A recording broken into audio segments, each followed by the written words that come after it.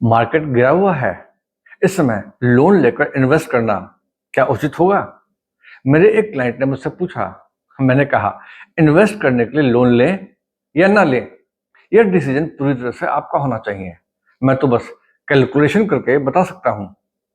तो माना आपने 10 लाख रुपए का लोन 5 साल के लिए 10% के ब्याज पर लिया, और हालांकि मार्केट अभी डाउन है और इन्वेस्ट करने का सही समय है, फिर भी अगर मान लें कि आपको म्यूचुअल फंड में अगले 5 साल में केवल 10% का CAGR रिटर्न ही मिलेगा, यानी कि लोन का ब्याज भी 10% और म्यूचुअल फंड का CAGR रिटर्न भी 10%, तो आपके 10 लाख के लोन की EMI बनेगी 21,247 रुपये महीना, यानी कि 5 साल में आप कुल 12,75,000 रुपये का पेमेंट करेंगे, यानी कि 5 साल बाद आपका लोन जीरो हो जाएगा।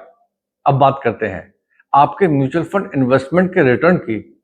तो 5 साल बाद 10 लाख रुपए पर 10% के CAGR रिटर्न के हिसाब से आपके 10 लाख रुपए 16,10,000 बन चुके होंगे, यानी कि आपके लोन का ब्याज और रिटर्न का ब्याज दोनों एक बराबर भी हैं, तो भी 5 साल बाद आपके पास 3,35,000 रुपए का प्रॉफिट होगा। इसका कारण यह है कि लोन की EMI रिड्यूसिंग ऑर्डर में होती है, जबकि म्यूचुअल फंड में आपको कंपाउंडिंग रिटर्न मिलता है।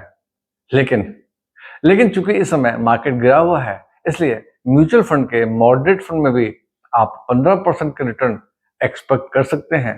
तो 10 साल के इन्वेस्टमेंट पर 5 साल बाद 15% के CAGR के हिसाब से आपकी इन्वेस्टमेंट 20,11,000 रुपये बन जाएगी, यानी कि अगर आप अगले 5 साल तक 21,247 रुपये की EMI अफोर्ड कर सकते हैं, तो 5 साल बाद आपको नेट 7,36,000 रुपये का प्रॉफिट बन चुका होगा।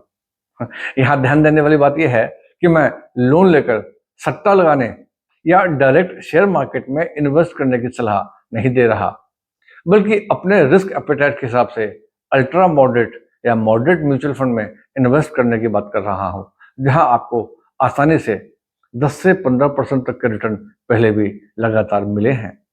तो फ्रेंड्स, आप लोन लेकर इन्वेस्ट करें या अपनी सेविंग्स से अगर आप आज इन्वेस्ट करते हैं, तो अगले 5 साल आप भारत की जबरदस्त तेजी से बढ़ती हुई इकोनॉमी में इन्वेस्ट करेंगे, तो सीधी सी बात है कि फायदा आप ही उठाएंगे। जय हिंद।